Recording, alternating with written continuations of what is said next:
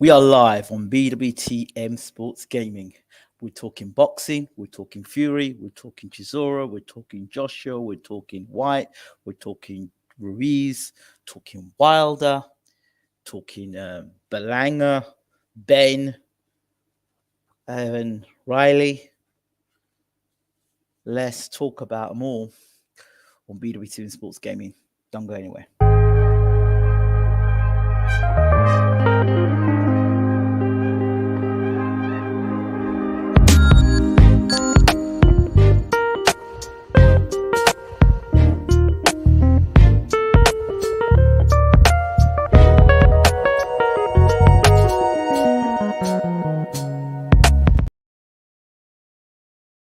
You must be under a rock if you're a boxing fan. If you haven't been listening to the various rants of the WBC heavyweight champion of the world. 1 week he's called Usyk a blown up middleweight and said he'll fight him, he'll fight anyone from anywhere, anytime. The next minute he's calling out Francis Ngannou. The next minute he's now want to fight John Jones. Then we talk about him fighting Andrew Ruiz. There was even talk about him fighting Ajit Kabayel, the former European heavyweight champion. So it's like, I said this a long time ago about Tyson Fury, and when I did say, a lot of people thought I was being harsh. I'm not being harsh. I said that you can't take Tyson Fury seriously, right? And I said it to you way, way back. The only thing with Tyson Fury now is that the same behavior that you overlooked before, and you're like, Tyson Fury, and you found it funny. It's the same Tyson Fury. It's just that now it's amplified because he's got more, people are more aware of who he is. Before he was just a guy that, people didn't have a lot of respect for, and they beat Klitschko, and they said, all right, fair enough. Then he had his Undertaker moment against Wilder. Then he beat Wilder in the third fight, knocked Wilder out. He had his WWE moment and all the rest of it. So people are now paying more attention to Tyson Fury and what Tyson Fury says. And the thing is, they're treating Tyson Fury like everybody else. And so when somebody says they're going to do something, they do it. With Tyson Fury, he will say whatever catches the attention or whatever he feels like. There's no filter with Fury. He'll say what he wants when he likes how he feels. The one thing about Fury is you're always talking about him. Even if it's negative, you're still talking about him. If he's talking right today, I'm going to go fight the whole British Army. That will make the news. Fury says to you tomorrow, right, I'm fighting Derek Chisora, Daniel Dubois, Alexander Usyk, and I don't know, Deontay Wilder, all in the same night, one after the other. There are people, I swear to God, there are people here that will actually believe Tyson Fury is going to actually do that. I learned a lesson a very long time ago about Tyson Fury. Don't listen to what he says. Watch what he does. And that's it with me. Tyson does a lot of talking. You just put in one out the next. Once he's doing a ring walk, the fight is on. Or once he's weighed in, not even once he's weighed in, because I think there was a fight when he was going to fight Usyk, where the weigh-in was on and the fight still got called off. So once he's doing the ring walk, that's the only thing Tyson Fury hasn't done yet. Make a ring walk, turn around and walk away from the ring. So once you're doing a ring walk, for sure the fight is on, that ring walk. And that's what it is. Look, somebody said the other day, well, he beat Klitschko and he beat Wilder, so that entitles him to say what he wants. Do you have to beat Wilder and Klitschko to be entitled to say what you want? I thought, it's about free speech. And people make different rules up for different fighters, and what one fighter can get away saying, he can't get away, others can't. So if it was Deontay Wilder saying all stuff that Tyson Fury said, no, it wouldn't be acceptable. Because Tyson Fury says it, it's acceptable. It's all right for Tyson Fury to abuse people and call them names. This is the same guy who's championing mental health. And half the challenges people face with mental health is the lack of confidence they have, the lack of self-belief they have, the inner strength to fight whatever demons that they're having to deal with and so depression, you know. And so therefore, when Tyson Fury is calling people this name and that name and the devil knows what, you got to also understand that doesn't make him any different to a troll, because a troll does the same thing too, right? And even worse, because Tyson Fury is a world heavyweight champion. So how can he be an advocate for mental health, but at the same time abusing people? I don't understand. I don't get it. That's like me, for example, being an advocate for no smoking, but the next thing you catch me smoking a cigar. To me, the whole thing doesn't make sense. So if you're going to be an advocate for mental health, then be an advocate for mental health and let your actions be reflective of that. So, and for me on that one, I'm not saying he hasn't got mental health issues, but I don't condone what he does where he's mouthing off about people. But that's okay, fine. People are tired of Tyson Fury talking. Listen, for me, the best thing the WBC can do, in my opinion, is say, right, you got 90 days to defend your title. If you're not defending your title in 90 days, we are stripping you. We are stripping you. That is it. So talk. You should not be allowed to be able, once you're a heavyweight champion, you have to make at least 2 or 3 title defenses in the year, right? And depending on whether you're injured or depending on the level of competition, like obviously if you fought someone like Deontay Wilder and you've been in a bruising battle against Deontay Wilder, there shouldn't be a demand for you to fight again 3 months late. That's something different because that's a damaging fight. But if you're fighting Derek Chisora, Dillian Whyte, you should be back in the ring as soon as possible. As far as that's where I look at it. So that's Tyson Fury right there. Alexander Usyk is another one. He's talking about money. He was talking about how Tyson Fury, it was all about the money, and he won't fight. He'll fight Fury for free. But don't watch what a man says. Watch what a man does. Who's the first man to take himself to Saudi Arabia or wherever he is in the Middle East? Wasn't it not Alexander Usyk? So they talk about chasing money, but where is he now? Okay, let's leave that right there. So I said that Alexander Usyk will retire sooner rather than later. I think he gets the undisputed. If he wins the undisputed championship of the world, he retires. He's done everything he's doing boxing. Undisputed cruiserweight champion of the world, becomes undisputed heavyweight champion of the world. That's it. What more do you have to do? And you beat Tyson Fury. What more would you have to do? So the only other thing I think of, if Tyson refuses to fight Alexander Usyk, then he should be stripped of his belt. That's what I think. Because we know, and the other thing is now, look, it looks like Joshua now may fight Big Baby Miller. That will be interesting to see that fight.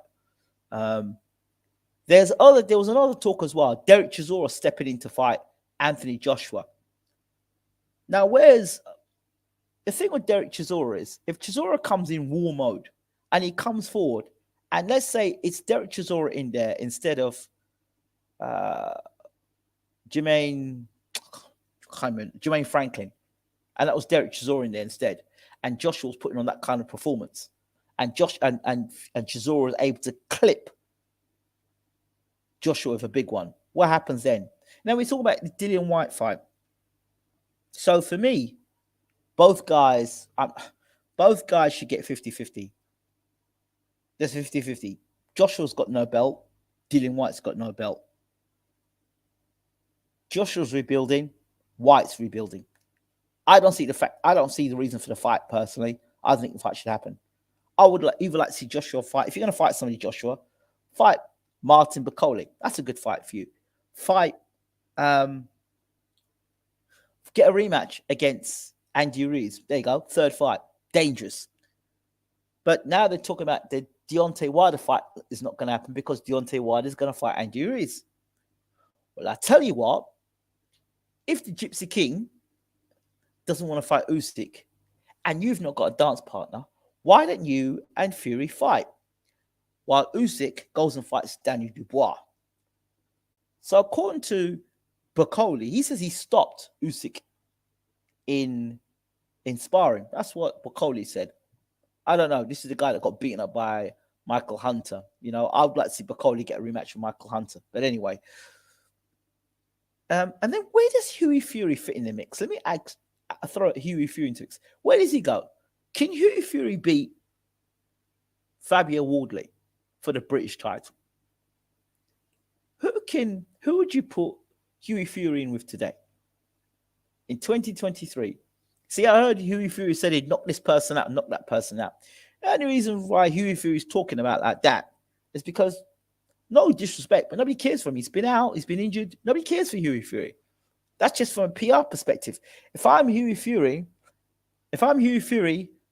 you know, having gloves will fight is not enough. You need a good PR team behind you. That's what Hughie Fury needs. He'll fight. He's got boxing ability, but he's got no personality. And so therefore he needs a fight. He needs something to happen. He needs something dramatic. He needs to fight something dramatic. You need somebody who's going to be a dance partner for him, that is really going to stick it on him. A Bacoli fight, not really. He needs somebody like a Jarrell Miller would be good for Hughie Fury. That kind of fight. A Jarrell Miller, a Big Baby Miller, not a Big Baby Anderson. Let me think. David Adiele, whatever his name is, he can fight him as well. Yeah. So Hughie Fury needs to fight someone, you know, not with a pulse, but somebody who's gonna be a personality on the other side. He really does need that. Let's see what people say in the room. But Cole is a dangerous fighter. Bash up AJ in sparring. Hughie's still waiting for his old man strength despite looking 50. Liam, man, you got no chill, man.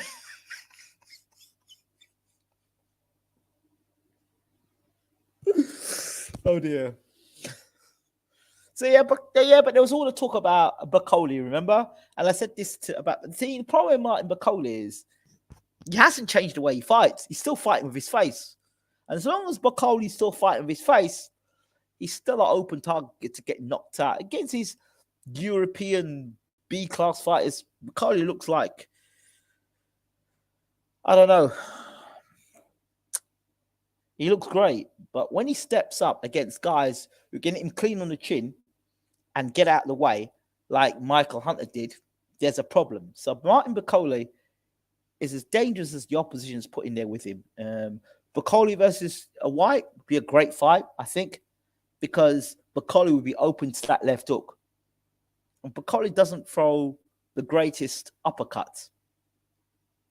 Bacoli's combinations, and it's another thing Bacoli does when he throws his combinations. Tap, tap, tap, bang. Tap, tap, tap, bang. He's got very much a sparring partner. The way he boxes is very much like a sparring partner. Really does move around like a sparring partner. Tap, tap, tap, bang. Tap, tap, tap, bang. Tap, tap, tap, bang. Jab, jab, jab. Tap, tap, tap, bang. Tap, tap, bang. Tap, tap, bang. When you fight against elite fighters, nobody's got time for that.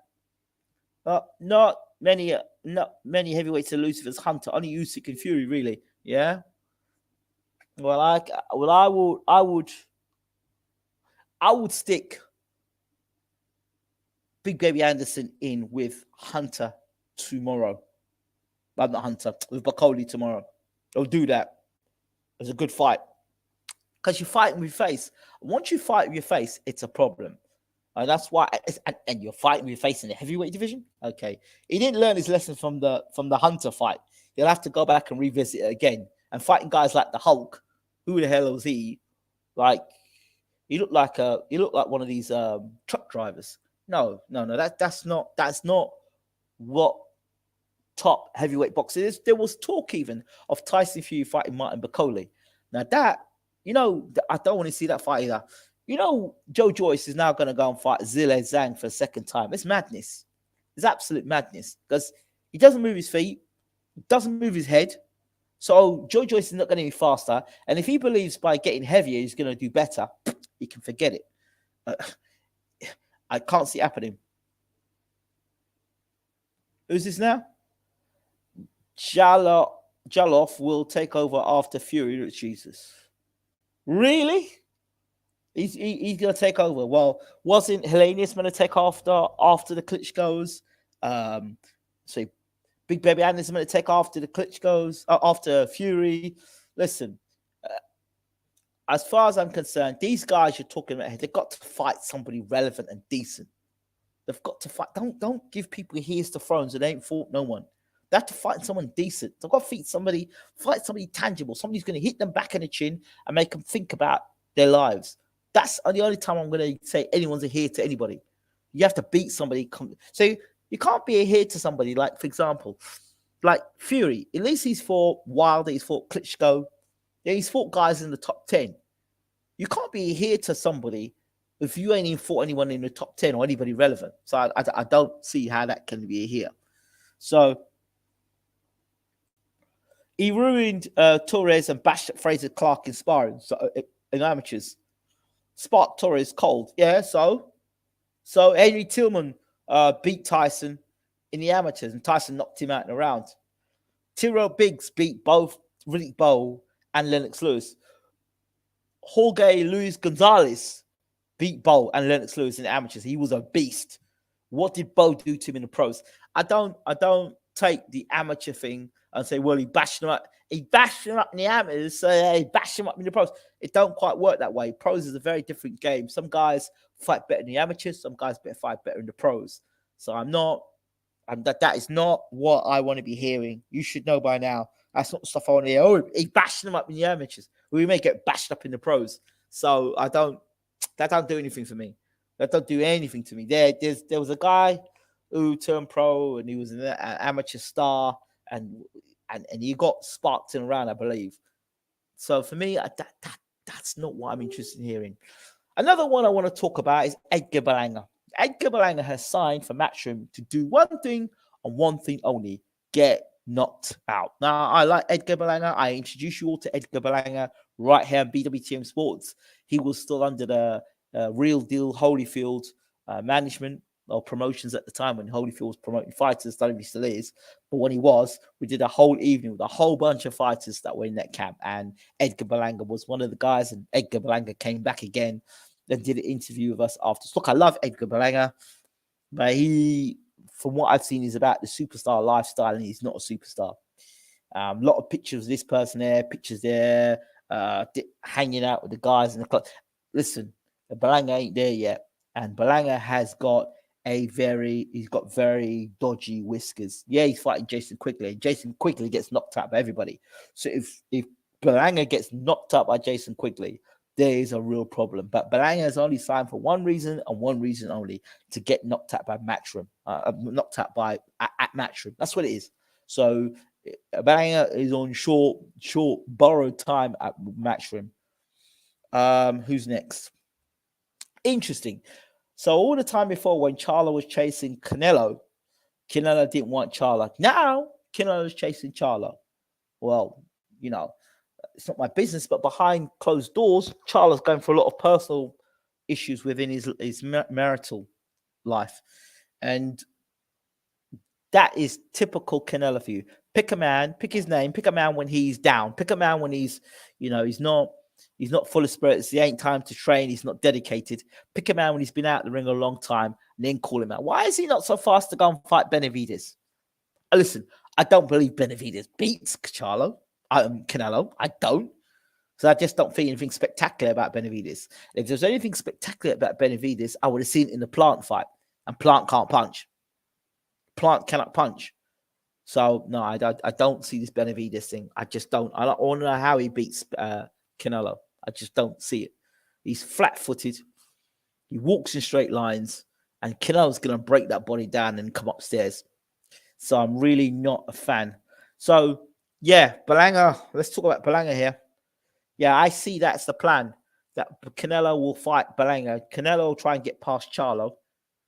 If I'm Charlo, I keep well away from Canelo now until I get my head sorted, get off that ring rust, and then fight Charlo. I'll fight Canelo. Don't fight him now, Charlo. That's just, you'll get, I'm a big fan of Charlo, but I'm not a big fan of him fighting Canelo at this point. If you're going to fight someone, go and fight GGG. Berlanga could retire after Canelo payday. Eddie promised him end of their deal. Well, if he gets to the end of that deal, mate, as if he gets to the end of that deal, Berlanga's chin might not get him there.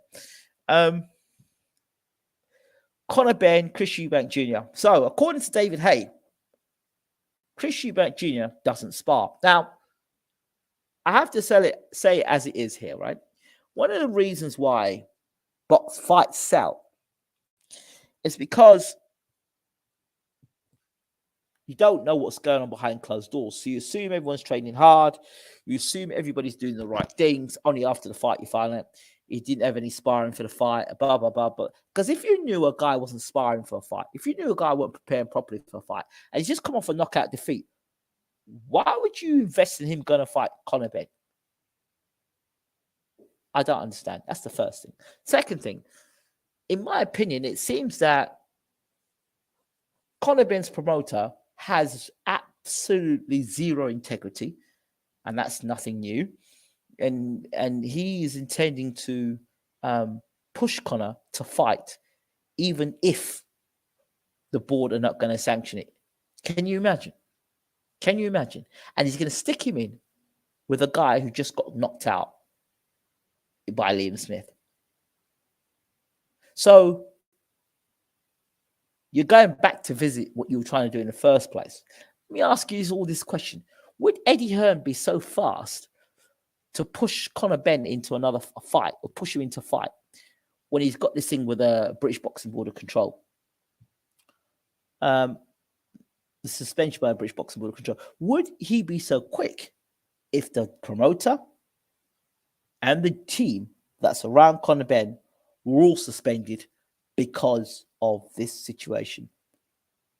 Personally, I think Benn should be going down and everyone else should be going down in that team. Why? And I said it before, because if they've planted something on Benn, then would you really plant something on somebody who is going to affect your living or your lifestyle? You wouldn't set up a fighter in your own gym and afterwards you as a team are going to get nailed for it. But you would do it if you were getting paid handsomely by somebody else to set him up and you knew that your hands would be clean. You understand? So for me, my concerns are that even someone in Conor's team could set him up. That's where I look at it. Is Conor innocent? I don't know. But there's some things, you see Conor before fights always raging. Those signs right there ain't good. But then that just might be his mentality and he's rearing himself up for a fight. But I don't know. From a guy who was getting dropped by a Paynold, who's like not even an area type fighter, to then banging out guys, literally banging them out with one shot. And you suddenly got world-class punching power, and you're like talking about being in the world top 10. I don't care how long you're in the gym. Those improvements, and it's only him in that gym that's improved like that. How can you 1 minute? That's like me who's running to get into Olympic Games, and I'm running 12.5 or 13.5 and 100 meters, right? And then suddenly, less than a year later, I'm close to smashing Usain Bolt's world record in a year. Don't tell me how much I'm banging out in the gym that you are able to produce them. So I know, because there'd be more fighters that would be doing that, and I just don't see it. So there's just those areas are concerned to me. Now, I don't know if while Conor's been doing all this training and his performance is zipping and doing all this stuff, that he's been slipped stuff into his drink or his food while he's been in training camp, and therefore he doesn't realize it's in his system and he looks so good and he thinks it's his own training. Because if that was the case, then sure, that would explain the tremendous improvement, the rapid improvement. Just remember, this was a guy who was getting dropped by Paynold. Who the hell is Paynold? I think the guy came with nine wins and 4 defeats or something like that. I don't know, man. I don't know. How does he Quigley's chances this weekend? Quigley gets chinned by most people, but if Quigley can land one on Berlanga's chin, I'd laugh because, like I said, Berlanga is just made. He's one of them guys that at any given night you could get hit on the chin and not get up. His chin is dodgy. We all know Eddie doesn't give his new fighters good matchmaking ever. Yeah, well, that's it. Big up, John. How you doing? Good to see the old crew in the house. Thoughts on David Morrell? Might be fighting Benavidez. Yeah, let him go fight Benavidez. Yeah, a lot of hype around David Morrell. Looks good fighter. Benavidez, another good fighter. Let him fight. Let him fight and do whatever. I think it's a good fight. Taj versus Riley 2. Gotta say, shout out to Riley for taking himself over to America. I said in my first evaluation of Riley, can't remember the guy's last name now, but his first, the cruiserweight. I said in his first fight that he's defensively irresponsible. Big puncher, but defensive irresponsible. Stays in the pocket way too long. Since he took himself over to America and started working with Uncle Bashir, you can see the difference in one fight. The way he's able to move his feet and get himself into position, land combination for body to head. He looked like a pro been fighting 10 years. I'm telling you, Riley looked the business against Taj. Go back and look at the fight and look at how he looked so much better. He looked like an American fighter. The way he was moving from body to head, the way he was putting the punch from body to head. He still stayed in the pocket. Still a little too long for me at times, but I like the way he was responding inside the pocket. Inside the pocket means you're up close. You're up close and inside. So yeah, when you stay in the pocket too long, in other words, that means that you're staying in a position. You're in a position too long. You're able to get tagged and get hit. Am I high in David? I've never been high in David Benavidez. Never been high in David Benavidez. I think he's a good fighter. I think he's an overrated fighter. I think he's a good fighter. Overrated, yeah. And one of the things, one of the reasons why Benavidez gets that high, is what I call a highlight reel fighter. You know, when Benavidez threw about 15 punches against a guy, it was like when Josh Kelly threw all them punches against a guy and across. He threw about 5 left hooks and it was shown all around the world. That's great. And that's great for promotion. And it's great for highlight reels. And it's great to pump your fight up. And it looks great against certain opposition. But you can't do that crap against a Canelo, because the Canelo's going to roll and come back with something over the top and you'll get nailed. So Benavidez is good. But if he was that great, he would have done with Plant. Your thoughts on Ranier Ali, another Mexican who's sparked a home favorite. Maybe Eddie is culling his expensive table. Well, stable. It sounds like he's culling. No, he's not culling at all. He's not culling at all. He's just got poor matchmaking. They've always had poor matchmaking. Remember the motto. Matchroom are money makers, not matchmakers. All together now, 1, 2, 3. Matchroom are money makers, not matchmakers. So if you want to make money, go to Matchroom. If you want good matchmaking, stay well away. If you want to make quick money, go to Matchroom. If you want to get your face filled in quickly, go to Matchroom. Make sure you can fight when you go to Matchroom. And make sure you're ready for all the smoke at Matchroom, because that's what happens. That's what happens. Tyson Fury versus John Jones. Derek Chisora versus Ngannou. You know what? I would really love to see John Jones for fight Tyson Fury. I would love to see, and actually like it to go horribly wrong. Honestly, I would love to see John Jones. It was so funny. Yeah, I thought talk about Canelo Charlo. Canelo's a coward. Why would you go and fight Charlo when a man's got problems at home? Yeah, Charlo's got a lot of problems at home. Suppose he's going for some issues with his wife. Why would you go and fight a man like that now when he's down? When the man was up and flying, you didn't want to fight the man. Now the man's down on his knees, you want to fight the man. Charlo, But I'd love Charlo to come out and clap that boy. beat him so bad that even his ancestors wouldn't disown him. That's what I'd want to happen. But I don't want Charlo to take that fight. But Charlo, he needs to step up as well, man. Honestly, and I love Charlo. Charlo come off 2-year layoff. Canelo on decline. I don't know what to say. I know what to say. Let Canelo go and fight. You notice how Canelo was quick to want to run up to cruiserweight to go and fight Badou Jack, but Badou Jack said, I'm not losing weight for you, bro. I'm not losing weight for you. Let me ask you this question. If Pacquiao were to knock out Conor Benn, what would happen? What would you think? Yeah, on a side note, I wanted to talk about Mayweather and his latest circus act against John Gotti III.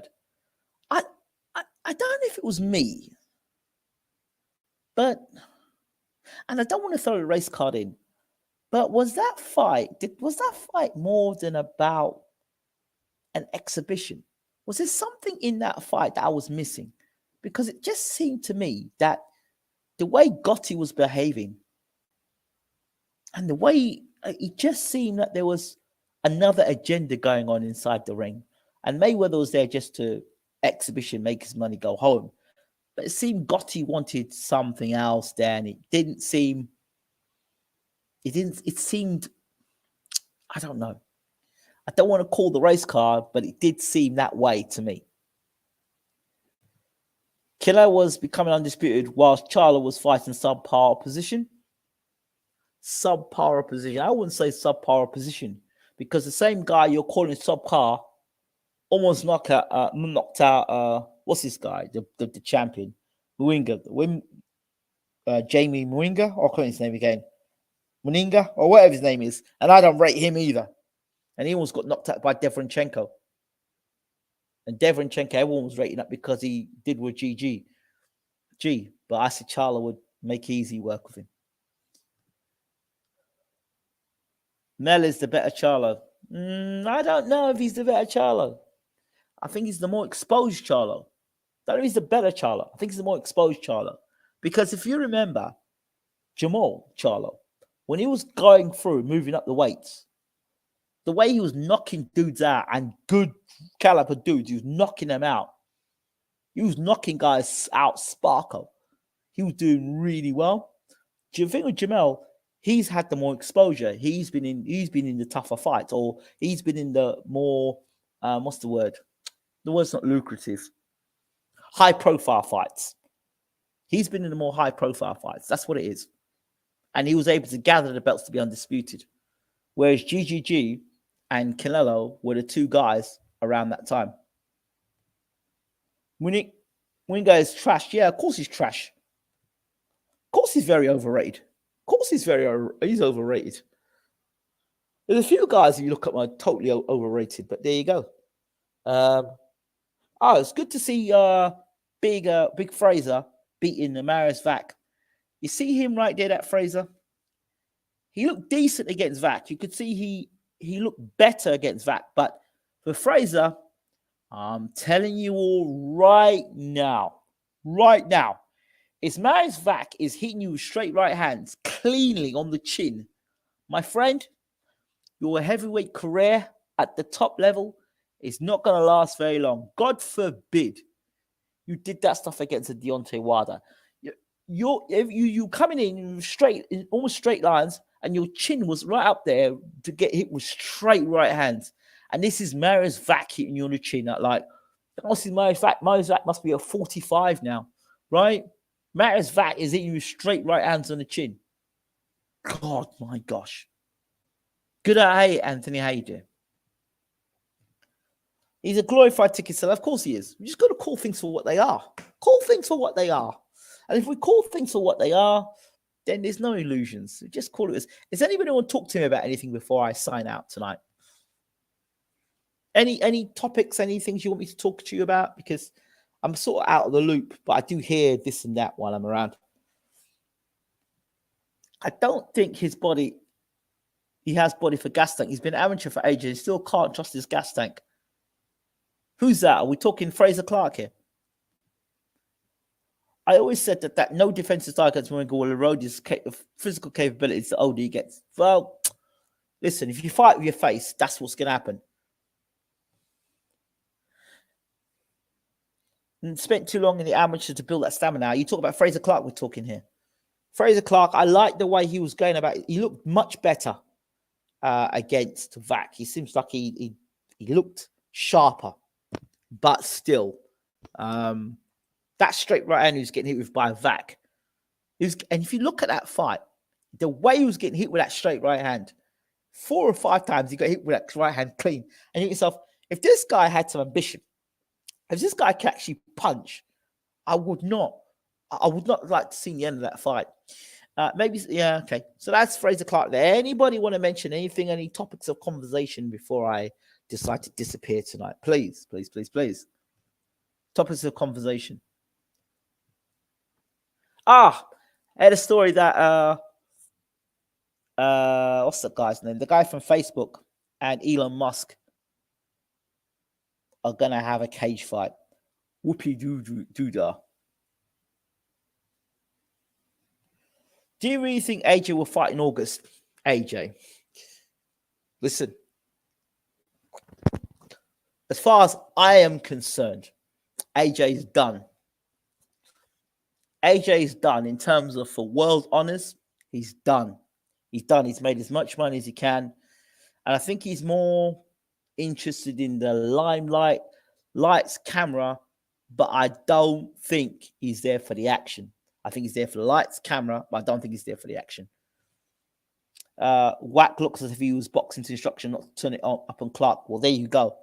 There you go. Because he was hitting him with a clean right hand all the time.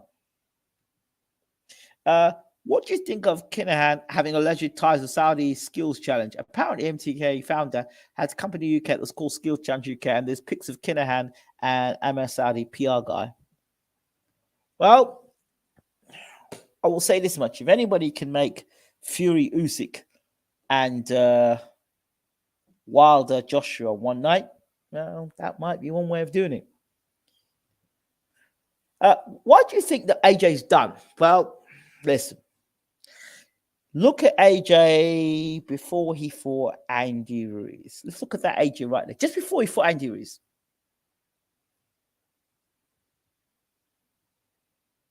Would you imagine that AJ looking so poor against Franklin? And then you tell me, since then, he got beat by Ruiz. He got punched by Ruiz. He had the rematch where he was clean as a day alive for Ruiz. He fought the Pulev in and out. Then he got beat twice by Usyk, right? He's come against Jermaine Franklin. I think it's a combination of 2 things here. First of all, I think he's made as much money as he's interested in, and he made it quite clear when he was in that university. It's about the money, man. It's about the money. So if a man's just about the money, then he sold your soul for the money. That's what it's the first thing. The second thing is, look at his performance against Jermaine Franklin. Did that look like a performance of a guy that's going to win world honors? I just don't see it. And I also think that I'm hearing stories that in camp, he's doing what he wants to do yet again. And when you're at that age and you're still doing what you want to do, and you've been in 3 different training camps, the person that doesn't learn doesn't make the adjustments. So I don't know. I don't think AJ. I would say AJ's done as far as I'm concerned, because I think that Dillian Whyte could clip him and knock him out. Derek Shaw could clip him and knock him out. But Piccoli might clip him and knock him out. So he's not one of these guys now you think to yourself, yeah, AJ's got 2-3 years in. I don't mind, I could put him in the ring. I know he's going to put on a great performance. But he's not that guy no more. He got punched by a cruiserweight twice. So he got punched by a cruiserweight and a fat guy.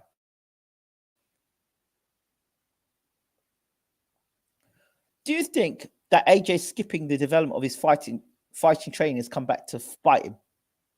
I think when a man thinks he knows it all or thinks he's his own king, then, you live by the sword, you die by the sword, quite literally. I think the Ruiz fight and the 2 fights Usyk rocked his confidence. More than rocked his confidence. and the people around him. The people around him did not help him. Do you think AJ could beat Zhang? No. That's why he never took that fight against Zhang.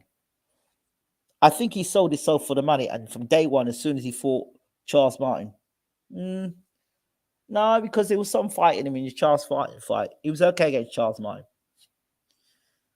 The problem started.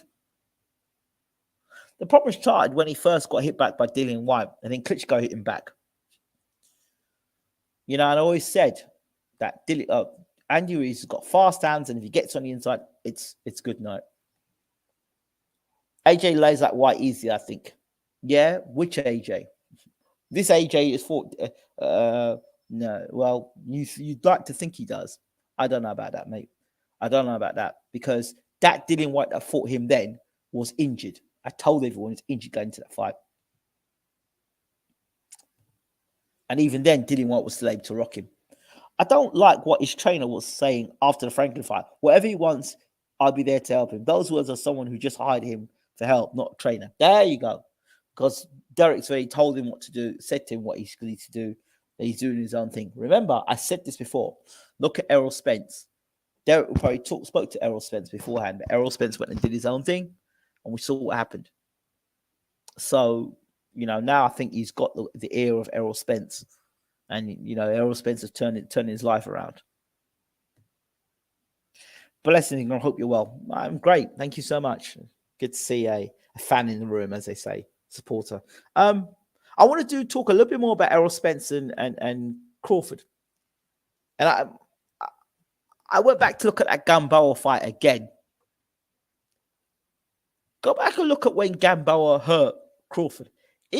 He had Crawford almost out of there. Look at his back leg when he gets hit with a shot. When he gets hit with a shot, the way Crawford's leg just stiffens. If his leg is stiffening there against Gamboa, if your leg is stiffening against Gamboa, you could say Spence got rocked by this person, that person, but the people who've been rocked by are guys who can literally punch. If you look at the way Crawford got rocked, his leg went. Go back and look at that Gamboa fight again. No. And Crawford, and I always remember something that Mayweather a long time ago. Mayweather said to Crawford, "Be careful of Manny Pacquiao. Pacquiao can punch like a mule." And he said that to Crawford. And that was when Crawford was going to fight Pacquiao. Then all of a sudden that fight just fell apart. Remember when Crawford was going to fight Pacquiao? And Mayweather said that to Crawford. Then that fight just fell apart. I'm good. So I don't know. I'm not that convinced about Crawford's skill set moving up the next notch, because that's exactly what he'll be doing. I seriously doubt that Fury will fight this year. Well, that's WBC. The WBC have got to pull up on that guy and say, look, you've got our belt. If you don't fight by this time or this time, we'll either sanction and make you pay fees, or we're stripping you of the title, one or the other. In fact, if I were Usyk's people, I would write to WBC and said, look, we want to fight for undisputed. Either this guy comes off the belt and lets us fight for the undisputed, right? Or he fights us, one or the other. That's what WBC need to do. All right, I don't think there's anything else anyone wants to talk about. Right, so thank you all so much as always. Don't forget to rate, subscribe, leave your comments, share the videos. And I do like the comments in the comment section. I like to respond to them. So please do leave your comments in the comment section. Thank you so much for watching. This has been BWTM Sports Gaming. And I think that's a wrap. Take care.